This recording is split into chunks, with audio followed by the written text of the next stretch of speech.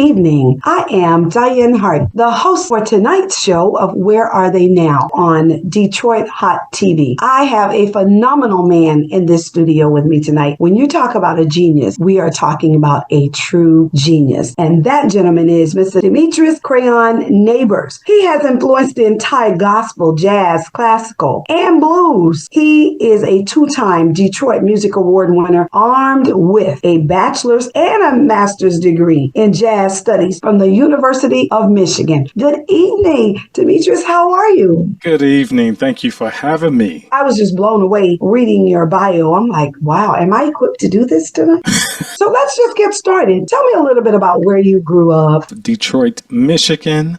I grew up in the area of Linwood, Rosa Parks, in that area. I played at a church that's right across the street from Aretha Franklin, New Bethel. I am homegrown all day long. Yeah. So how young were you or how old were you when you got into playing your instruments? What all do you play? It's funny because I started learning piano. Piano was the last instrument I learned at the age of 14. Before then, I played a little bit of violin, clarinet, trumpet, baritone, drums, before I touched the piano. Once I touched the piano, that was it. It did it for me, and I never went back to anything else. I think learning those instruments helped me to learn how to breathe when I'm playing the piano, because those instruments are wind instruments. You have to breathe and, with your phrasing and all that. So I believe that transferred to my piano playing, the way I play. Did you take music in school? What school did you attend? I was always in a band in, grade school and middle school. I didn't start taking formal lessons until I learned the piano. The lady at church, God rest her soul, her name is Barbara Denard. She taught four of us, because I learned how to play by ear, even though I read a little bit, but with her, it was by ear. So I learned the scales and all that. And then I think in my junior year in high school, I took formal lessons, jazz lessons with Charles Bowles, which he's still here living. He's a bad piano player from Detroit. So you started really early. Dianne is late. Yeah. 14 was early. 14 was late back then because people started when they were 2, 3, 5, 6. And I started at, when I was 14 playing the piano. So, yeah, but you'd already played many instruments before the piano. It was just a hobby. You're a kid. You just excited about playing anything. It don't even matter.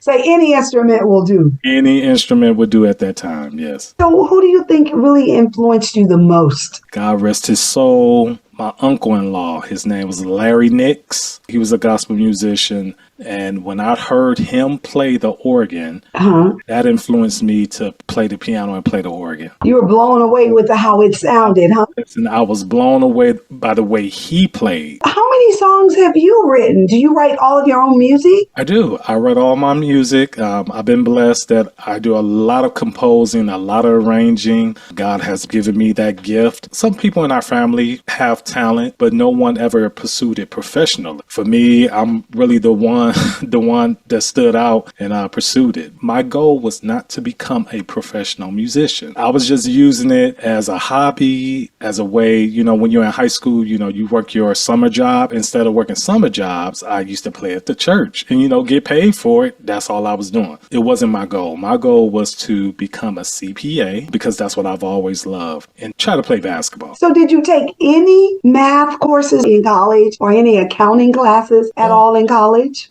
So that's another story that you don't see on my website. But if you Google my name, you'll see that I've been blessed. So again, accounting was my passion, and it still is. It's kind of weird, right? No, you need that. Absolutely. They can't get over with me with contracts and all that. I know that's right. When I graduated from high school, my major was still accounting when I went to college. I went through a couple of years taking accounting classes and all of that. I continued to practice. By that time, I guess I was good enough to play with a lot of different people and produce. I was like, why don't I switch my major to accounting? Because I'm traveling, I'm doing a lot of things, and then I don't want to have that glass ceiling. Right. So to be able to read and play by ear allow me to go in all areas. And that's what I did. I switched my major. I was in and out of school from traveling and still doing odd jobs in accounting to stay in the workforce, keep my ear to the ground. But I ended up going back to school to finish up my music degree. So I went back to the University of Michigan, go blue, baby, and pursued my bachelor's and then went right into my master's for music. And then a few years after that, I went back to school, took a couple of classes, and went right into my master's for accounting. So I have a master's in accounting as well. Well-rounded, educated man blowing the keys off the organ. I don't know if I could have continued to go into school and doing all of that at the same time, because I know that you had to really be busy. For what other people have you written music for? That's a task, because even my website does not represent the blessings God has bestowed upon me to play for so many people and work with. But just to name a few, I've composed songs and produced with Kim, the R&B singer. We have Larry Whitfield. We have jazz saxophonist Randy Scott, Tim Bowman, many, many more. I'm sure. Yes, I've played with a significant amount. I've worked with Dorinda Clark Cole, Vanessa Bell Armstrong, Donnie McClurkin, Althea Renee, Lynn Roundtree, wrote songs with jazz floaters. They tell me, though, that you've been all around the world. I've been somewhere. They tell me you've been all around the world, Africa and lots of other places. Yes, between gospel, R&B, and jazz. So I've been to Cape Town, London, Amsterdam, Johannesburg, Kirk Carr, all around in the U.S. I hate that I did not really take time to write everything down that I've been able to do. Well, you're going to have to sit down and pen that to paper because there's a book coming sometime in the near future. That's the second time you just said book twice already. I've heard that countless of times, and I've just never thought about a book, but it's interesting. That might not be a bad idea. Just a nice book. Something about your life and the blessings that you've received along the way to encourage some other folk. Absolutely. Let me ask you this. When you're traveling, you have family, you have children and a wife and all that? So I am married with 3 grown children now, but back then, they were small. So by me, still in school and traveling, trying to be the husband and the dad, it was challenging. But while being in school, I didn't have to work as much like a corporate job. I was doing music full time while I was going to school. It worked out because, my wife would go work during the day. I'm at home with the kids and taking them, dropping them off. So it worked out where they saw me during the day, but at night I was busy with music and, all that. So that's all right, but you made it through. And the best part is the children were able to spend some quality time with their father. Absolutely. So I get that, but you were blessed to be able to work, at night and your wife go to work during the daytime so you both could spend some quality time with your children. I'm going to play your song and it's Bounce With It. Yeah, let me ask you this. What was the reason why you wrote that piece? What influenced that song, Bounce With It? With contemporary jazz, my goal was to keep it up and, have a groove. So when you're getting up in the morning or you just riding, you could just bounce. That was it. That was the vibe and that was the inspiration behind it, just to have a groove that feels real good and you could sing it, easy melody and just groove. How does it come to you? In a dream, you wake up in the middle of the night, you got a pencil and a piece of paper by your bedside. So you did ask this question, right? So everyone is not TMI, but she did ask. So sometimes they come to me when I'm running, because I'm a runner as well, because I run marathons, half marathons, and all that good stuff. A lot of times that's my sanctuary. So if I'm running while I'm talking to God, sometimes a melody will hit and I have to stop running, take my phone on voice memo and sing whatever I'm hearing. However, she did ask, okay? So don't get mad at me. Most of the time, which is so weird. It's really weird. For the last few albums, majority of my compositions or the ideas have come to me when I'm in the shower. In fact, it's been so bad. Like when I take a shower, I actually have my phone, the window is by the shower where I get in at. So I lay my phone on the edge of it because usually when I'm in the shower, for whatever reason, melodies hit and I have to open the shower door, grab my phone and sing the melody in. I know that's right. It's the weirdest thing. I said, you don't want to wait till I get out the shower? No, I don't want to wait till you get out. I need you to record this right now while it's fresh in your mind. Yes. Well, we're going to listen to, I have already heard it. It is a jam. And then we'll be right back. Bounce to this.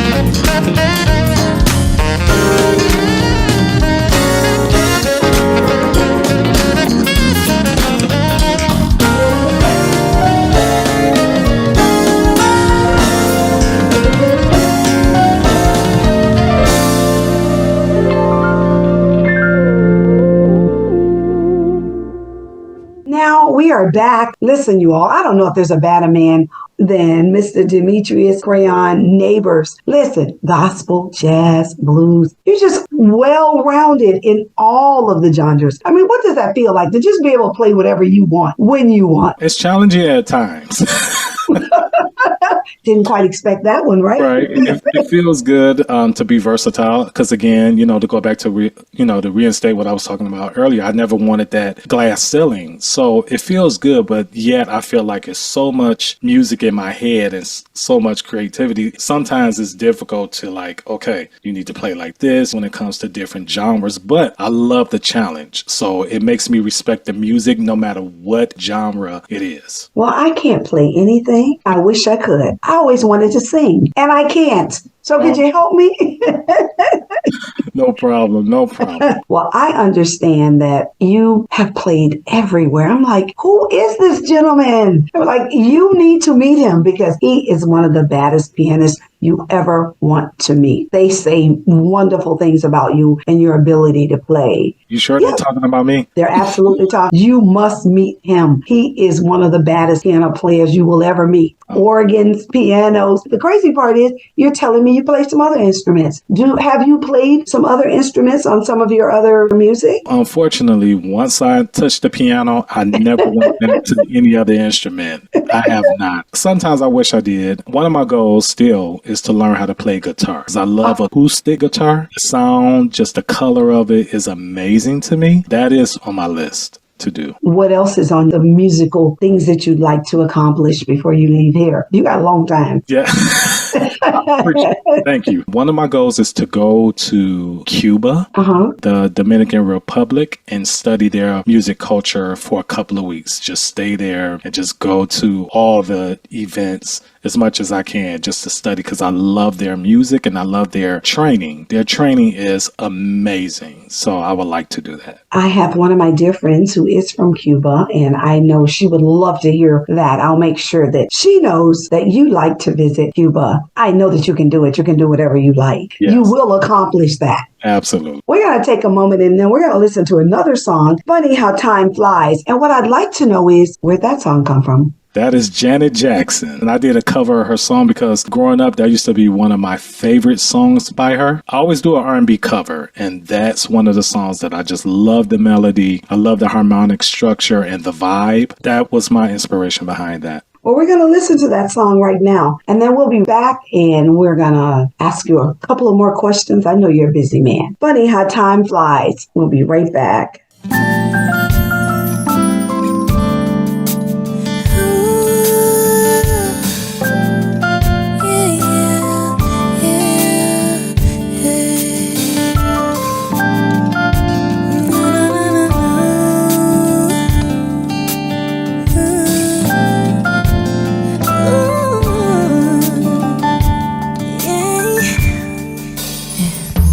Funny how time flies.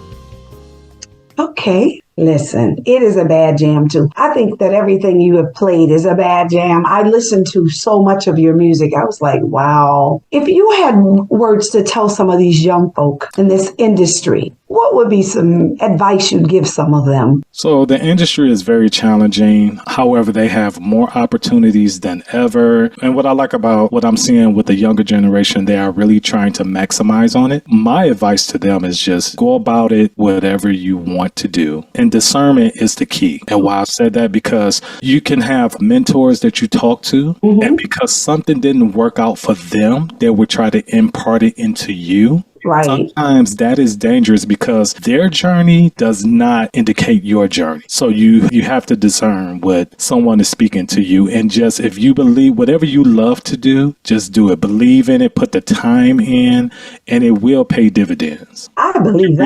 You reap what you sow. Absolutely. I believe that. When you talk about put time in, how much time do you think you spent learning your craft? Was it every day that you practiced? How did you do it? Let's go back to the beginning that we talked about earlier. So what I used to do when I learned how to play the piano, piano and organ, I was around 14, right? However, even when I went to school during the week, I would come home and practice after my homework, stand up late. Because, back then it was tape recorders, right? So we had to rewind, fast forward, and they would be late at night when I was supposed to be asleep. And I would do that on the weekends, like on Saturday. I would lunch at home, like my favorite peanut butter and jelly sandwich. I love those. Yes. Make a lunch, and I would go down to the church and I would practice from 12 to 8 p.m. like a job, from 12 to 8. And I used to do that a lot as I was learning how to play. Wow. That was a real job. Yes. So you were very, very serious. You wanted to be the best pianist in the whole world. My mother always taught me, whatever you're going to do, just, make sure you put time in to do it. So I used to practice a lot, even with being in school. And I miss those hours. I do. Now with 2 careers, I put my time in. I try to find some time to practice. How much time do you think you practice now? Probably 45 minutes to an hour and a half, maybe. And then on days when I don't have anything to do, which is very rare, I find 2 hours or something like that. But I try to at least keep the foundation. Foundation is key, with exercises and all that for playing piano. I would say 30 minutes to 90 minutes. Because I always have to learn a lot of music. I have to compose. I still produce. I'm writing for other artists. So, it's a lot that goes into those tasks. So are you touring right now? I'm not touring right now. I have spot dates between my own shows as an artist and being a musical director for different artists that I play with. And I still have my corporate job. So I work. You said I still got a real paycheck just in case my fingers won't work. Yes. Do you think you'll tour anymore in the future? Or you just say you're just going to play it by ear and see what happens? Play it by ear and see what happens. Because, with tour dates, just like we had the Victory, the Hallelujah tour, something like that, with Kirk Franklin, and then the Hallelujah tour, something with Fred Hammond. Those tours are a couple of months. And, after that, you're home. So it's great when a tour is going on because you have 30, 40 dates, which, is a span of, a month to 3 months. But after that, what do you do? So you don't have one of those jobs that you can call in and say, I'm going to go on tour for 3 months and I'll be back. Yeah,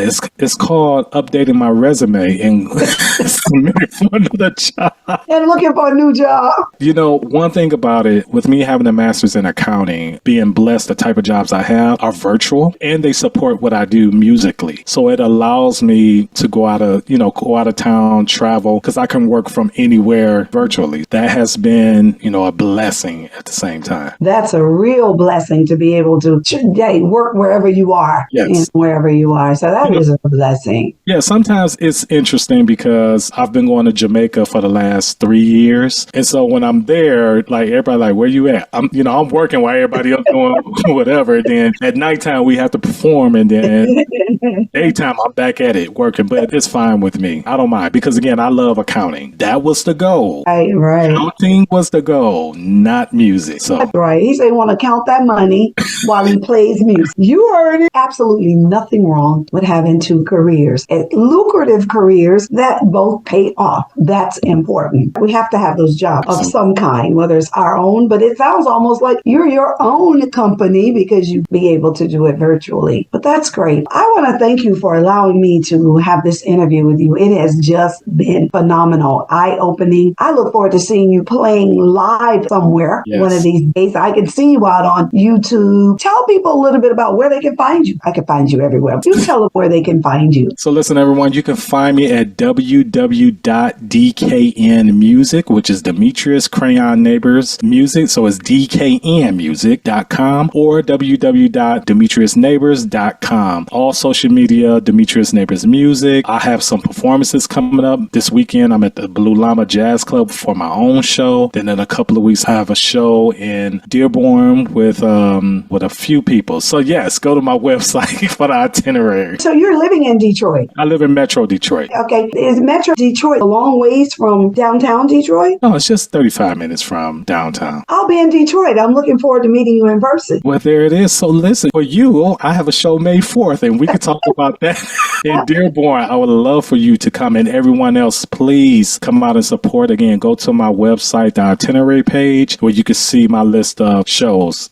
You have to come. I'm going to catch you when I'm in Detroit. I will be there in March, and I will most certainly do that. So I want to thank you again for joining me today on Detroit Hot TV. Where are they now? Now you all know where he is. You have no excuse for not finding you, right? So please join us every Thursday night and all during the week. Listen to Detroit Hot Radio. I thank you so much, Demetrious, for joining me tonight on Detroit Hot TV. I look forward to seeing you again soon. Thank you. Absolutely. Thank you.